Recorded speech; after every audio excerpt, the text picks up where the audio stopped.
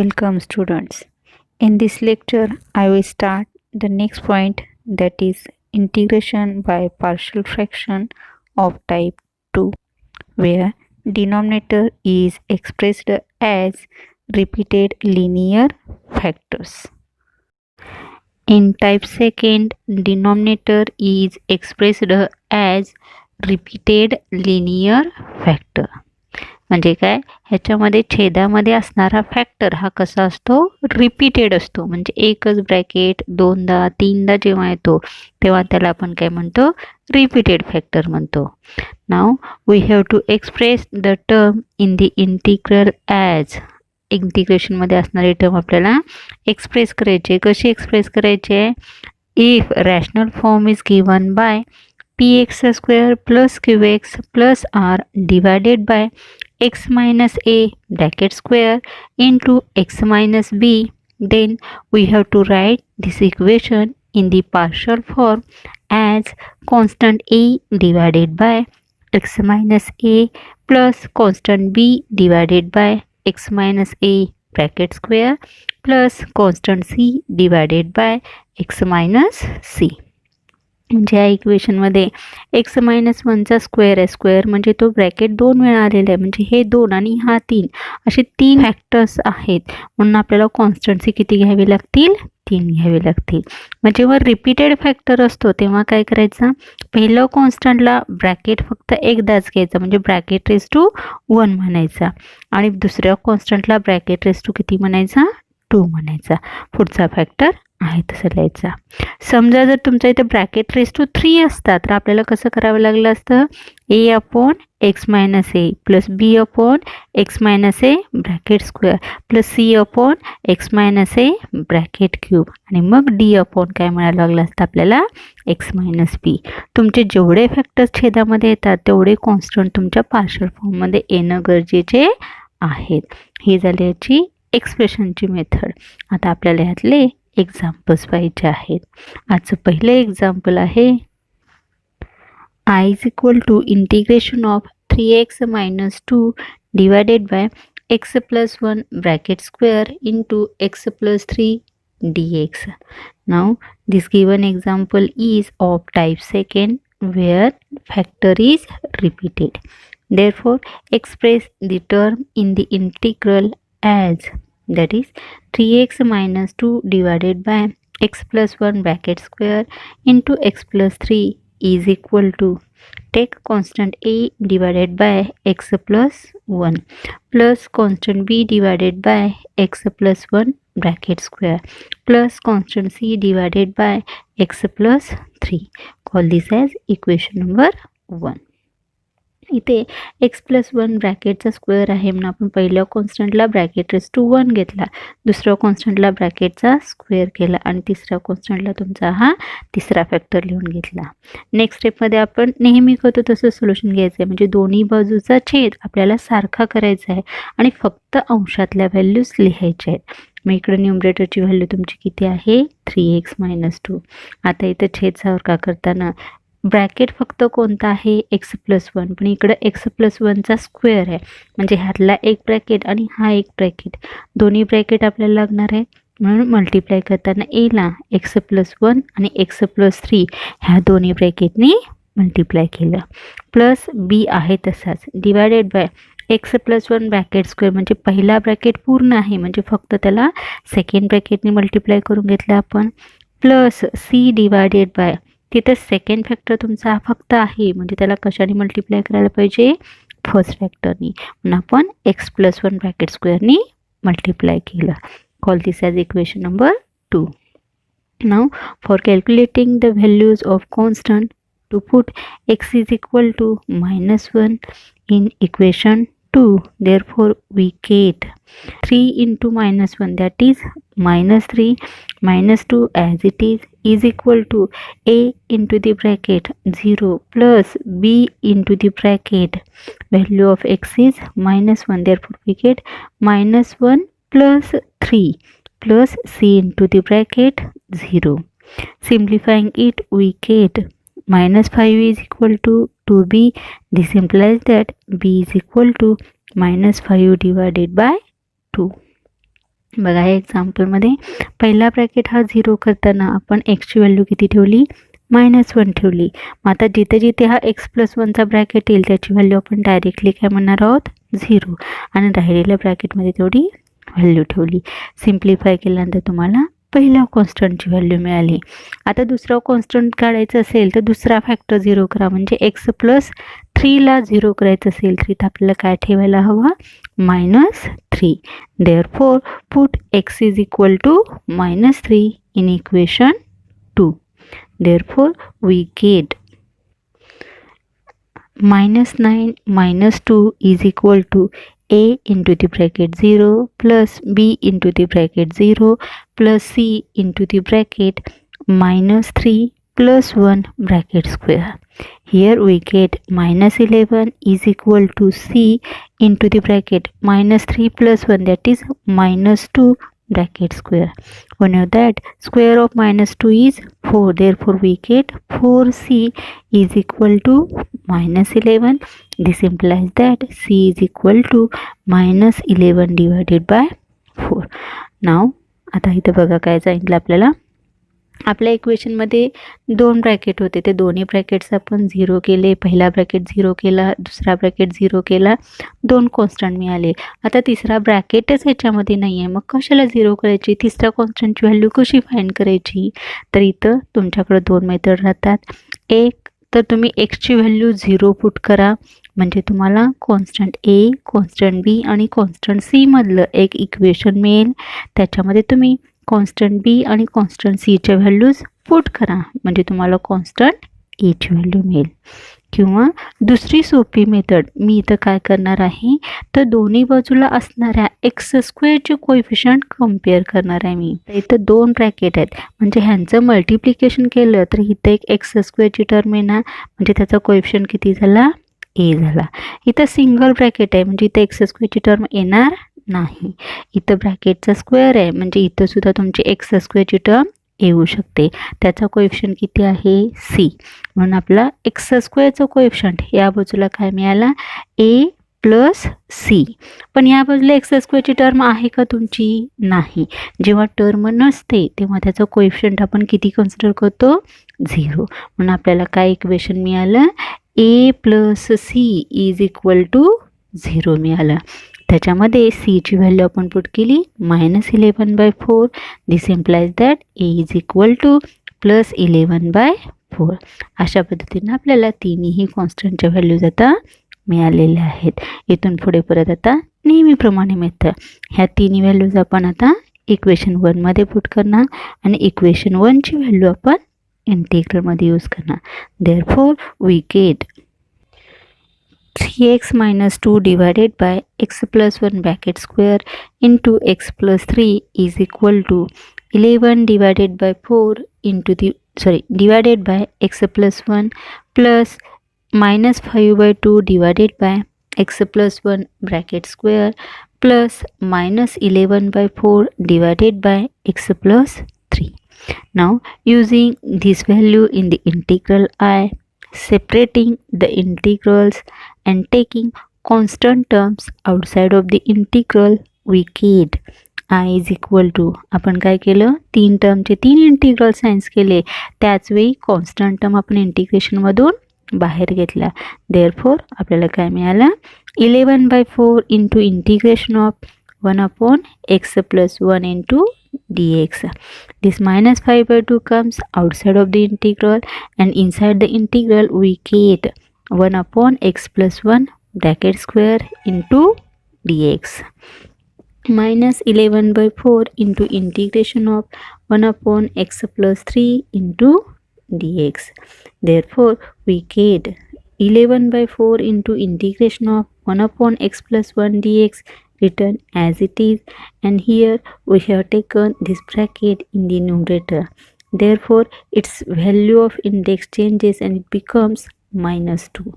Therefore we get -5/2 into integration of x plus 1 bracket raised to -2 into dx.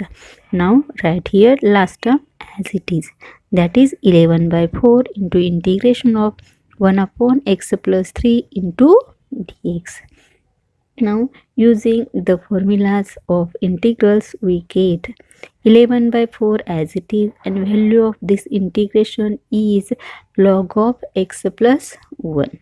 This minus 5 by 2 constant remains as it is, and use here formula of x raised to n. We know that integration of x raised to n is x raised to n plus 1 upon n plus 1.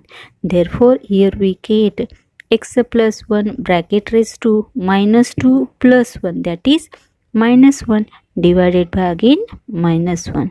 Now this minus 11 by 4 remains as it is, and value of this integral is log of x plus 3 plus constant c. Taking common 11 by 4 from first term and last term, we get 11 by 4 into the bracket log of x plus 1 minus log of x plus 3. This minus sign becomes plus 5 divided by 2, and we have shifted this term in the denominator again. Therefore we get 1 upon x plus 1 plus constant c. Therefore we get final answer as I is equal to 11 by 4 into log of x plus 1 divided by x plus 3. That is, here we have used a quotient law of logarithm, and second term plus 5 divided by 2 into the bracket x plus 1 plus constant c. तुम्हाला repeated factors आहेत, मग केवढे factors आहेत तेवढे constant. इतर square आणि हा तिसरा 3 फॅक्टर आहेत म्हणून आपण 3 कॉन्स्टंट घेतली. रिपीटेड फॅक्टर येईल तेव्हा नेहमी a divided by first factor घ्या, b डिवायडेड बाय ब्रॅकेटचा स्क्वेअर करा, आणि c divided by third factor तुमचा घ्या. छेद सारखा करताना इथं खालच्या टर्म बघा तुम्ही, अंशाची व्हॅल्यू इथं आली, इथं एक्स प्लस 1 आहे, पण इथं एक्स प्लस 1चा स्क्वेअर आहे म्हणून एक ब्रॅकेट इथला आणि हा दुसरा ब्रॅकेट, असं एला आपण 2 ब्रॅकेटनी मल्टिप्लाय केलं. बीच्या छेदामध्ये पहिला पूर्ण ब्रॅकेट आहे म्हणून बीला फक्त आपण सेकंड ब्रॅकेटनी मल्टिप्लाय केलं. सीच्या छेदामध्ये फक्त दुसरा ब्रॅकेट आहे म्हणून आपण त्याला पहिल्या पूर्ण ब्रॅकेटनं मल्टिप्लाय केलं. नेहमीच्या मेथडनी ब्रॅकेट 0 करत चला आणि कॉन्स्टंटच्या व्हॅल्यूज काढा. हा ब्रॅकेट 0 करताना एक्सची व्हॅल्यू तुम्हाला -1 पुट करायला हवी, म्हणजे तुम्हाला कॉन्स्टंट बीची व्हॅल्यू मिळाली -5/2. हा ब्रॅकेट 0 करताना तुम्हाला एक्सची व्हॅल्यू पुट करावी लागली -3, म्हणजे तुम्हाला सीची व्हॅल्यू मिळाली -11/4.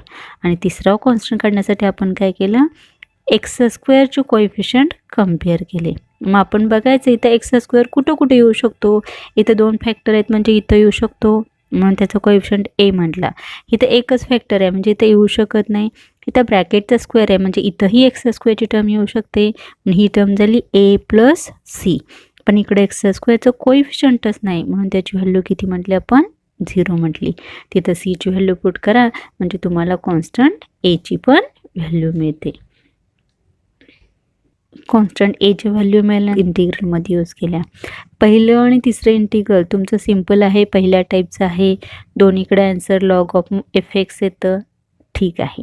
पण मधल्या इंटिग्रलमध्ये ब्रॅकेटचा स्क्वेअर आहे म्हणून ह्याचं इंटिग्रेशन काढण्यासाठी पहिल्यांदा छेदातली ही टर्म आपण अंशामध्ये शिफ्ट केली म्हणून त्याचा घात किती आला, -2 आला. मग इथं आपण एक्स रेज टू एनचा फॉर्म्युला यूज केला, ह्याचा आन्सर मिळाला तुम्हाला X plus 1 bracket raise to -1 divided by -1. हे मायनस आहे ना आपण प्लस करून घेतलं आणि परत हा ब्रॅकेट आपण छेदामध्ये शिफ्ट केला की त्याचा घात +1 झाला आणि 1 आपण लिहून दाखवत नाही म्हणून आपण फक्त काय म्हटलं, एक्स प्लस 1. त्याचवेळी पहिल्या आणि तिसऱ्या टर्ममध्ये 11/4 टर्म कॉमन आहे म्हणून ती बाहेर घेतली आपण आणि आतमध्ये टर्म्स लिहिल्या. 2 लॉगॅरिथमच्या मध्ये मायनस साइन असल्यामुळं लॉगॅरिथमचा कोशंटला यूज केला आणि सेकंड टर्म तुमची आहे तशीच ठेवली आणि इथं आपलं हे पहिले एक्झाम्पल कंप्लीट झालं. Now the second example is I is equal to integration of 5x² + 20x + 6 divided by x³ + 2x² + 2 into dx. Now we have to take first x common from the terms in the denominator.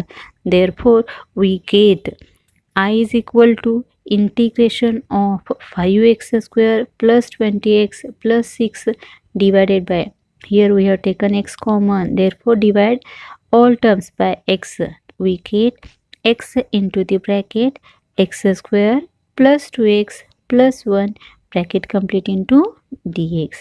Now write this get as in the square form. Therefore we get integration of 5x square plus 20x plus 6 divided by x into the bracket x plus 1 bracket square into dx. Now the given example is of the type second, where roots are repeated.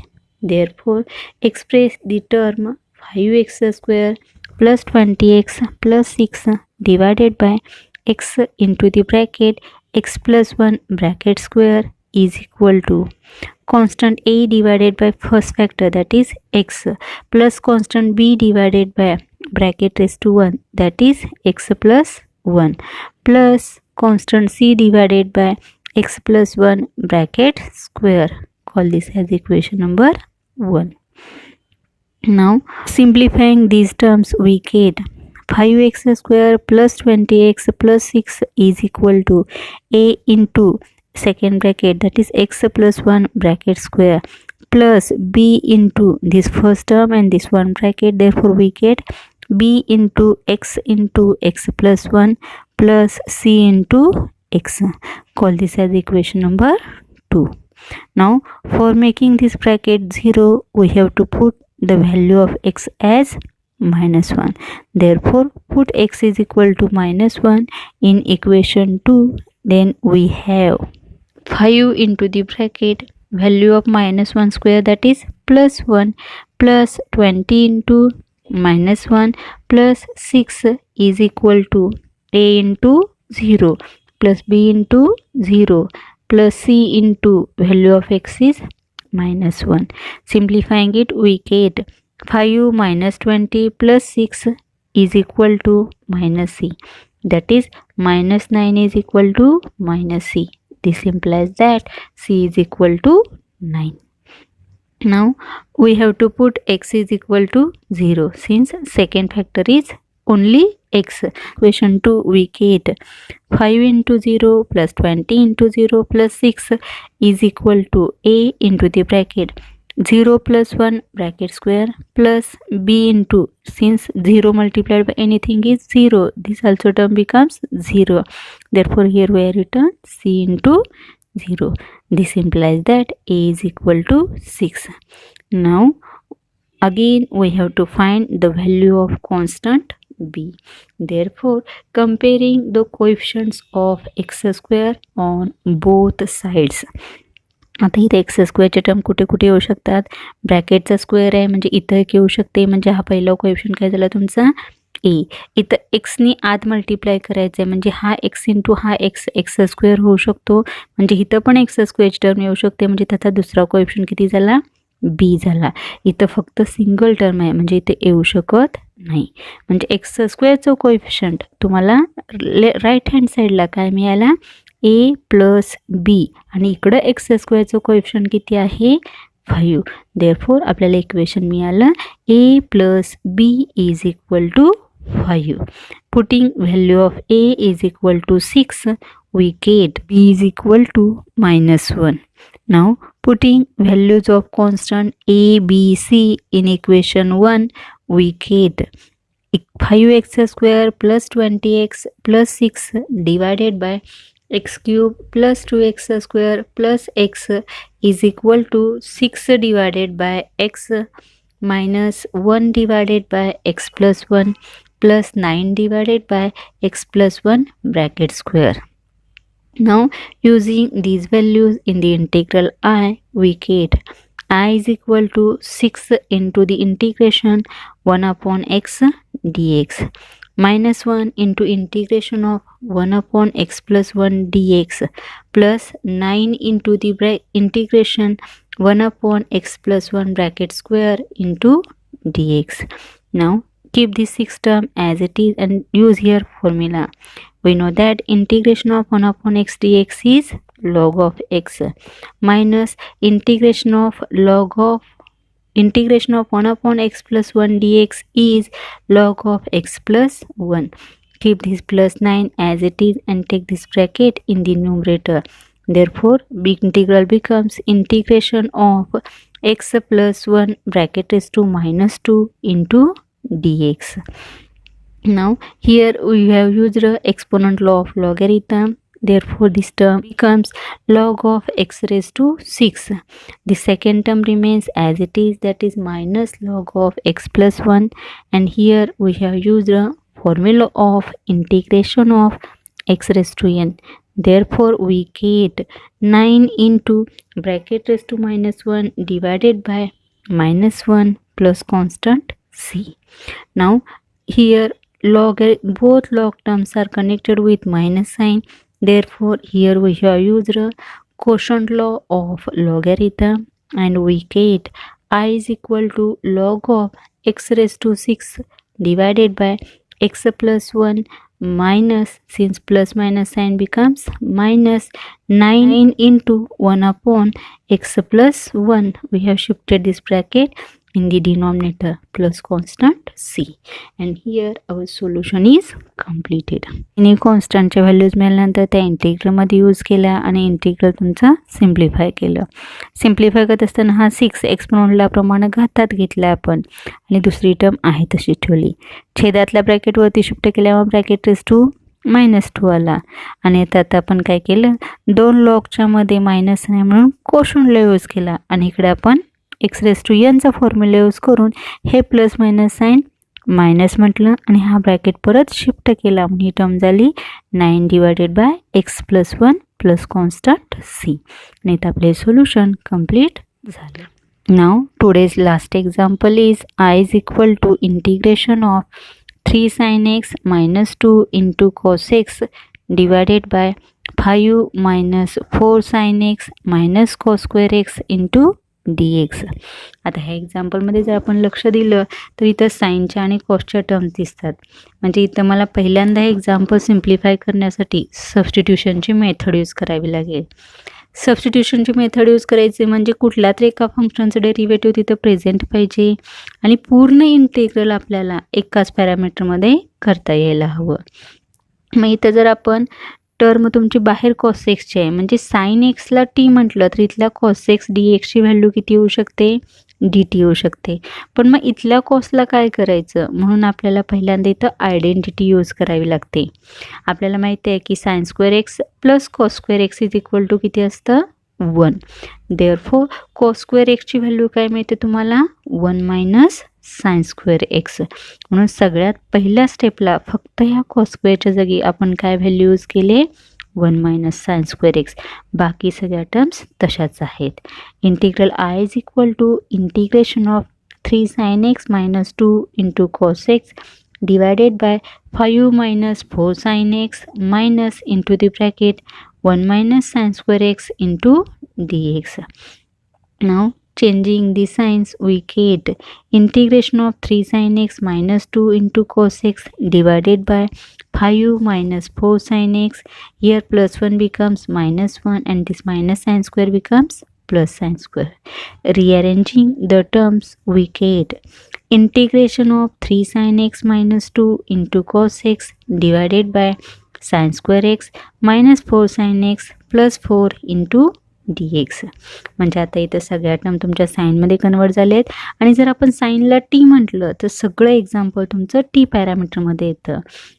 म्हणून आपण इथं sign एक्सला T म्हटलं आणि त्याचा derivative cos x D एक्सची value किती झाली, D t. ह्या दोन्ही व्हॅल्यू इंटिग्रलमध्ये यूज केल्यामुळे तुमची we get integration of 3t minus 2 divided by t square minus 4t plus 4 into d t. Now this bracket is a expansion of square of bracket. Therefore, we get integration of 3t minus 2 divided by t minus 2 bracket square into dt. Now this example is of the type where denominator have repeated roots.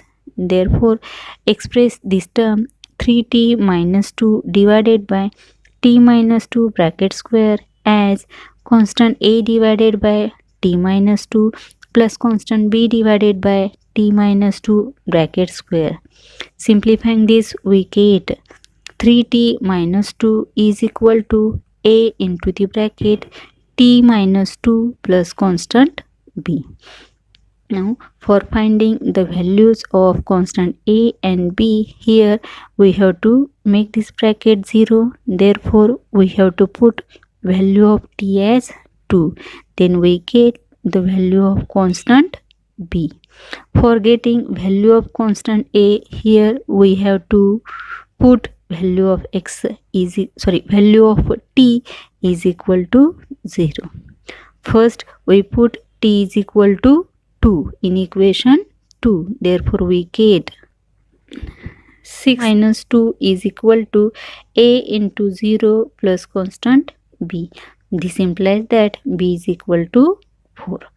Now put value of t is equal to 0 in this equation. Therefore we get 3 into 0, that is 0 minus 2 is equal to a into 0 minus 2 plus b. Value of b is 4.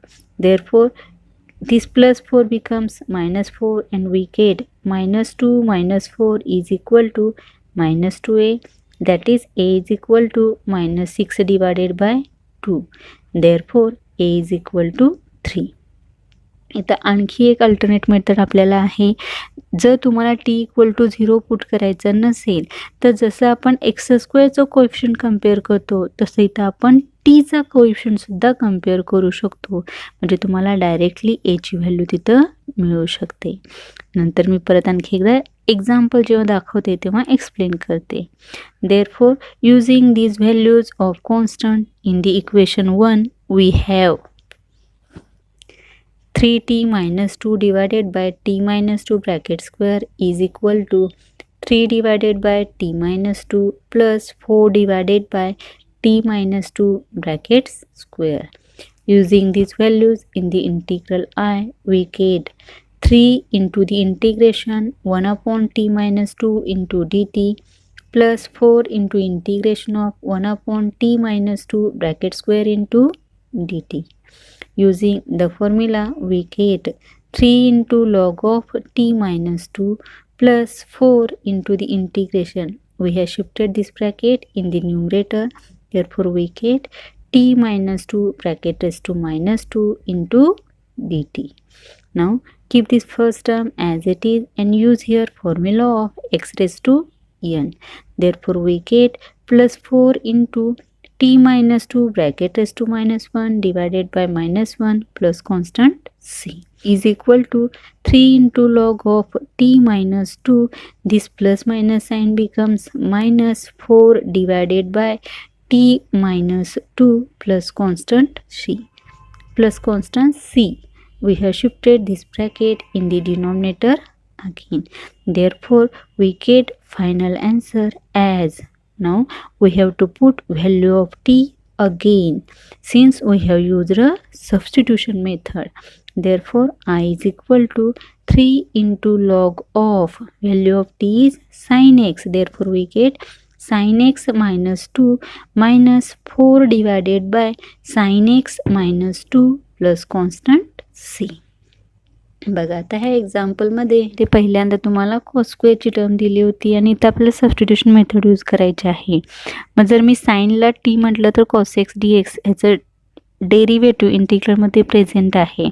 पण ही cos स्क्वेअरची term त्याची value आपल्याला use करता येत नाही म्हणून in term of sine express करण्यासाठी आपण इथं आयडेंटिटी यूज केली आणि ह्या मायनस साईनमुळे एक्झाम्पल सिम्प्लिफाय करून घेतलं, रिअरेंज केलं आणि साईन एक्सला आपण काय म्हटलं टी. साईनचा डेरिव्हेटिव्ह आला cos x d x is equal to d t. ह्या व्हॅल्यूज आपण इंटिग्रलमध्ये यूज केल्या तर तुमचं इंटिग्रल काय मिळालं, integration of 3t minus 2 divided by t square minus 4t plus 4 into d t. Repeated factors आहेत म्हणून आपण constant A divided by bracket raise to 1 म्हटला, constant B divided by bracket raise to 2 म्हटला. Equation simplify करून घेतलं. आता कॉन्स्टंटच्या values find करत असताना हा ब्रॅकेट 0 करताना आपण टीची व्हॅल्यू 2 पुट करा म्हणजे ही टर्म 0 झाली आणि तिथे तुम्हाला बीची व्हॅल्यू मिळाली. मग दुसरी मेथड मी काय सांगितली की ह्याच्यात दुसरा फॅक्टरच नाही आहे म्हणून आपण टीची व्हॅल्यू 0 केली की तुम्हाला ए आणि बी मधले इक्वेशन मिळालं. त्याच्यामध्ये बीची व्हॅल्यू तुम्हाला माहिती आहे ती पुट करा म्हणजे कॉन्स्टंट एची व्हॅल्यू मिळते. किंवा दुसरी मेथड मी काय सांगितली, इथं एक्स स्क्वेअरच्या टर्म्स नाही आहेत, मग आता टीची टर्म मी कम्पेअर करते. आपण कोणतीही टर्म कम्पेअर करू शकतो.